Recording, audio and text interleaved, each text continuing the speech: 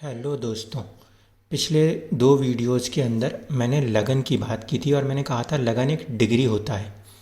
आज के वीडियो में हम साइंस के थ्रू जानेंगे कि किस तरह से वो डिग्री हमें मिलती है। आज का वीडियो का जो कंसेप्ट है वो आपको समझना बहुत ज़रूरी है, क्योंकि जो कंसेप्ट मैं सूर्य को लेके बताऊंगा वही कंसेप्ट बाकी सभी ग्रहों के साथ भी लागू होगा। लगन को कैलकुलेट करने के लिए हमें सबसे पहले तो एक रेफरेंस पॉइंट चाहिए, कोई ऐसी चीज़ जिससे कि हम किसी समय को डिसाइड कर सकते हों। तो पुराने समय में सूर्य जो है वो एक ऐसा चीज़ है जिसे कि हम रेफरेंस मान सकते हैं।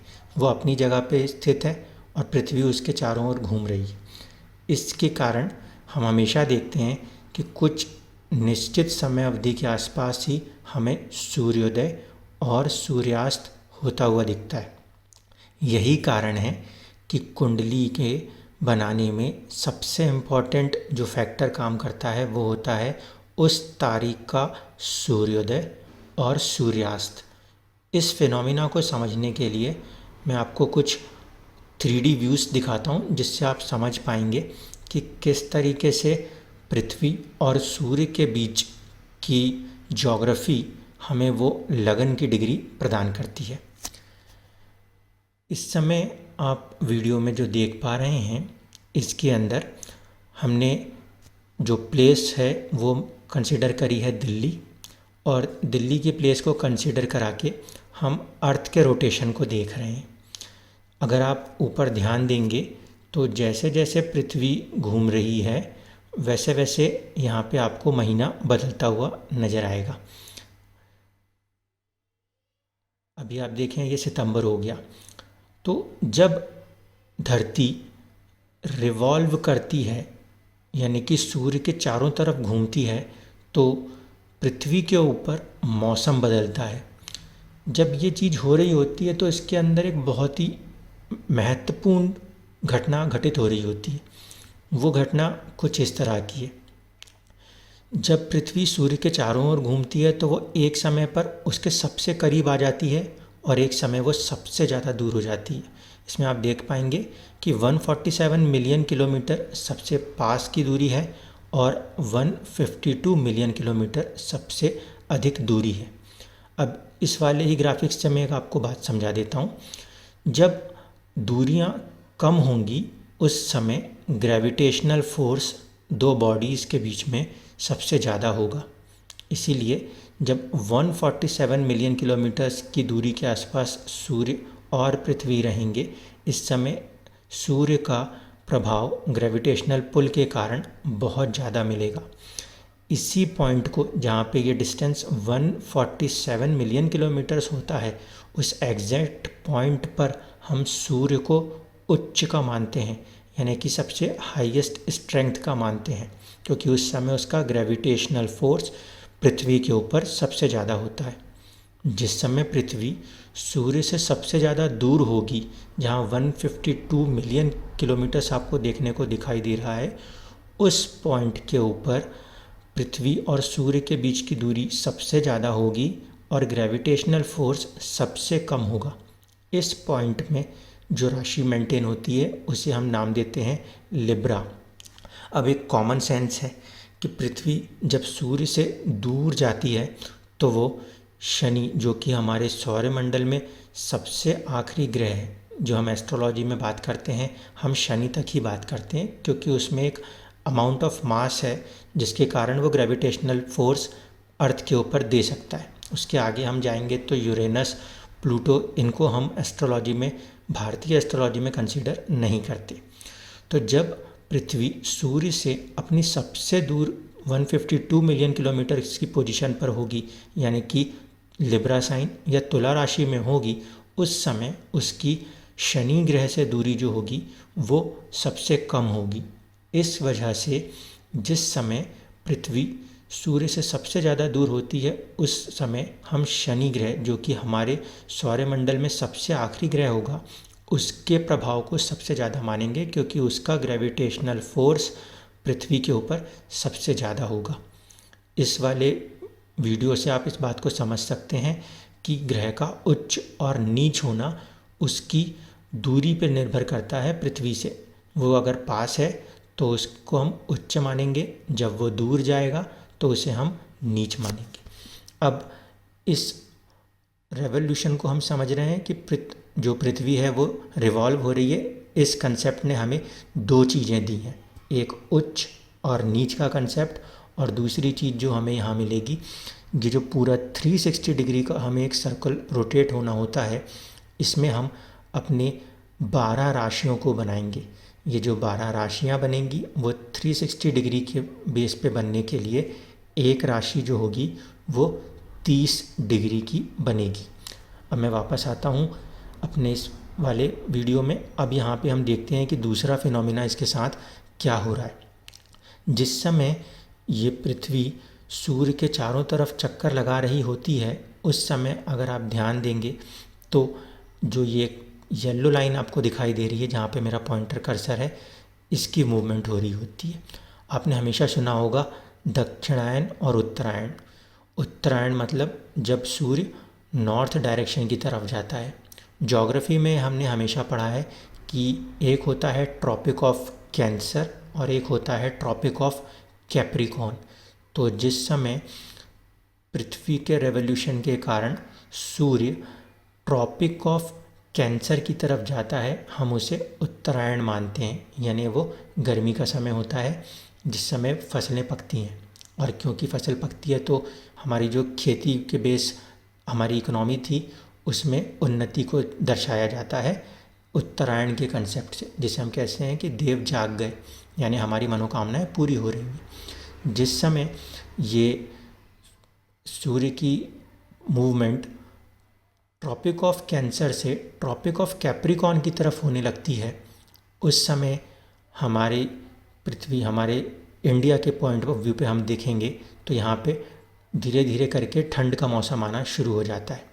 और दिसंबर के आसपास आते आते, यानी कि जब हम बात करेंगे तो 14 जनवरी एग्जैक्ट वो तारीख है जब सूर्य जो है वो कैप्रिकॉर्न यानी कि टॉप कैप्रिकॉर्न साइन के अंदर एंटर होना शुरू होता है। तो ट्रॉपिक ऑफ कैप्रिकॉर्न जो है वहाँ पे सूर्य की पोजीशन हमें जनवरी के महीने में देखने को मिलती है। ये जो मूवमेंट हो रही है इस येलो लाइन की, ये अर्थ और सन के बीच में एक डिग्री के कंसेप्ट को डेवलप करेगी। यही कारण है कि कई बार आप देखेंगे सूर्य ठंड के समय में जल्दी अस्त होता है और गर्मी के समय में उसका उदय होना और उसका अस्त होने में दिन की लंबाइयाँ ज़्यादा होती हैं। क्योंकि मैंने आपसे कहा कि कुंडली को बनाते वक्त हमें लगन को फाइंड आउट करना है, डिग्री को फाइंड आउट करना है, इसलिए सबसे इम्पॉर्टेंट अगर कोई पैरामीटर है तो वह पैरामीटर होगा सूर्य का उदय होना और सूर्य का अस्त होना। अब मैं दूसरी बात करता हूँ कि जब पृथ्वी अपने ही पोजीशन पे रोटेट करती है, घूमती है, तब क्या होता है। जब पृथ्वी अपने ही पोजीशन पे घूमना शुरू करती है उस समय हमारी सूर्य का दिन और रात का फैक्टर फिनोमिना होना शुरू होता है। यानी कि जिस समय अर्थ अपने एक्सिस पर रोटेट करती है तो हम दिन और रात होते हुए देखते हैं। अब हमारे पास कुल मिला के 12 राशियाँ थीं और 360 डिग्री थी। तो 360 डिग्री को अगर मैं 12 राशियों से डिवाइड करूँगा तो एक राशि 30 डिग्री की बनेगी। इसमें होगा क्या कि जब भी सूर्योदय होगा उस समय हमारा जो अर्थ है, जिस भी पोजीशन पे जिस भी जातक का जन्म हुआ है वहाँ पे सूर्य उदय ही हमारा रेफरेंस पॉइंट होगा। इसमें सबसे इम्पॉर्टेंट कंसेप्ट ये है कि जिस दिन जितने भी बजे सूर्योदय होता है उस पर्टिकुलर पॉइंट पे सूर्य को हम हमेशा लगन में मानते हैं, यानी कि हमारे कुंडली के रेफरेंस पॉइंट पे मानते हैं। दिन भर में 24 घंटे होते हैं और 12 राशियाँ होती हैं। तो हम ये मानते हैं कि जब पृथ्वी घूम रही होती है तो वो उस दिन दो घंटे के लिए हर एक राशि में होती है। 12 राशियाँ हैं, 2 घंटे अगर पृथ्वी एक राशि में आपको नज़र आएगी तो इसका मतलब है कि 24 घंटे पूरे हो जाएंगे। जब पृथ्वी सूर्य के चारों तरफ चक्कर लगा रही थी तो उसकी वजह से मौसम बदल रहे थे। उसमें क्या हो रहा था कि सूर्य एक एक राशियों में आगे बढ़ता जा रहा था। वो कभी मेष में होगा, कभी वृषभ में होगा, कभी मिथुन में होगा। इस तरीके से जब पृथ्वी सूर्य के चारों तरफ चक्कर लगाती है तो सूर्य महीने महीने में, एक एक महीने में आगे बढ़ता है एक एक राशि में, जिसके कारण से हमारे मौसम में बदलाव आते हैं। इसका मतलब है उस पर्टिकुलर डिग्री के ऊपर हम जब बात करेंगे, जैसे यहाँ पे येलो लाइन अभी मार्च के महीने में मैंने फिक्स करी हुई है, तो इस समय सूर्य की पोजीशन उस राशि के हिसाब से फिक्स है। ये 15 दिन तक एक ही राशि में रहेगा। उस राशि में इसकी मूवमेंट एक एक दिन में एक एक डिग्री से बढ़ती जाएगी। लेकिन जब दिन और रात के कंसेप्ट की बात करेंगे तो हमारा जो लगन कुंडली बनेगी, जो हमारा मैप बनेगा, उस मैप में हमें 12 हाउसेस मिलते हैं। सूर्योदय से लेकर सूर्यास्त और अगले दिन के सूर्योदय तक ये 12 घर 2-2 घंटे की गति से आगे बढ़ते जाएंगे। इसीलिए जब कभी भी आप एक ही दिन एक ही महीने में जन्मे बच्चों की कुंडलियों को देखेंगे तो आपको सूर्य की डिग्री दोनों में सेम मिलेगी। जैसे जैसे घड़ी में टाइम चेंज होता जाएगा, 8 बजे, 10 बजे, 12 बजे, इसके कारण सूर्य जो है वो अपनी राशि में तो बैठेगा, लेकिन पृथ्वी से जब हम उदय होती हुई राशि को देखेंगे उस समय पर हमें सूर्य अलग अलग घरों में देखने को मिलेगा। जिस समय सूर्य 10वें घर में मिलता है कुंडली के अंदर, उस समय हम मानते हैं कि पूरी तरीके से धूप होती है, यानी कि दोपहर होती है। इसीलिए किसी भी कुंडली में आप हमेशा देखेंगे कि 12 बजे से लेकर 2 बजे के बीच का जो समय अनुमानित है उसके अंदर सूर्य आपको हमेशा 10वें घर में मिलेगा। इसलिए जब भी हम किसी कुंडली को बनाते हैं तो कुंडली में हम सूर्य को ही सबसे इम्पॉर्टेंट पॉइंट मानते हैं। ये हमारा वो रेफरेंस पॉइंट है जो आपको पृथ्वी से अलग अलग डिग्रियों पे समय के हिसाब से होते हुए दिखाई देगा कि दिन के 2-2 घंटे में सूर्य पृथ्वी से ईस्ट डायरेक्शन से वेस्ट डायरेक्शन की तरफ बढ़ता जाएगा। इसी ईस्ट डायरेक्शन से वेस्ट डायरेक्शन की तरफ बढ़ते जाने को ही कुंडली में हम उसके हाउसेस के इम्पैक्ट को देखेंगे कि सूर्य एक एक हाउस आगे बढ़ता जाएगा। आई होप कि ये बात आपको समझ में आ गई होगी कि यहाँ पे 2 फिनोमिना और एक एक्स्ट्रा फिनोमिना काम कर रहा है। 2 फिनोमिना वो हैं जिससे आप पहले से पढ़ते आए हैं। एक है कि अर्थ का रेवोल्यूशन हो रहा है सूर्य के चारों तरफ, और एक हो रहा है रोटेशन होना। साथ ही साथ सूर्य का जो एक मूवमेंट है ट्रॉपिक ऑफ कैंसर से ट्रॉपिक ऑफ कैप्रिकॉर्न के बीच में, इसके कारण से सूर्य का राशि के अंदर अपनी डिग्री को फिक्स कर लेना एक फैक्टर बनता है। और इसी के आधार पे जब कभी भी कोई जन्म होता है तो हम एक रेफरेंस पॉइंट को देखते हैं। कुंडली के सबसे पहले घर का जो मिड पॉइंट होगा, वो मिड पॉइंट जिस भी डिग्री पर आ जाएगा वो डिग्री हमारे लिए लगन बन जाएगी। उसे सेट करने का तरीका क्या है? उस दिन का जो भी सूर्योदय हुआ है उस समय पे आप सूर्य को पहले घर में माने, वहाँ से 2 घंटे तक आप कुंडली के पहले घर में ही उस राशि को, उस पॉइंट को, इस पोजीशन को मानेंगे जहाँ पे सूर्य बैठा है। और धीरे धीरे वो राशियाँ, क्योंकि पृथ्वी घूम रही है तो वो भी आगे बढ़ती जा रही हैं, उन राशियों के साथ ही सूर्य भी 2-2 घंटे में आगे बढ़ते जाएगा। इस कारण से हर एक राशि के अंदर जो डिग्रियाँ बनेंगी वो धीरे धीरे करके मूव करती रहेंगी। जब भी कोई बच्चे 5 मिनट के अंतर पे पैदा होंगे तो उन दोनों ही बच्चों में जब हम लगन देखेंगे तो वो जो डिग्री होगी वो डिग्री कुछ पॉइंट से आगे बढ़ जाएगी, जो अप्रॉक्सीमेटली 4 या 5 डिग्री का डिफरेंस हमें देखने को मिलेगा।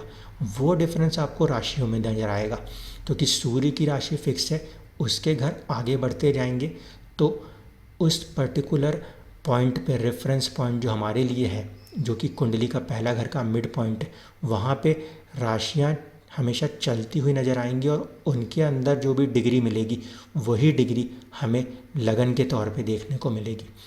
मुझे उम्मीद है कि आपको ये बात समझ में आ गई होगी कि वो डिग्री आखिरकार हमें मिलती कैसे है।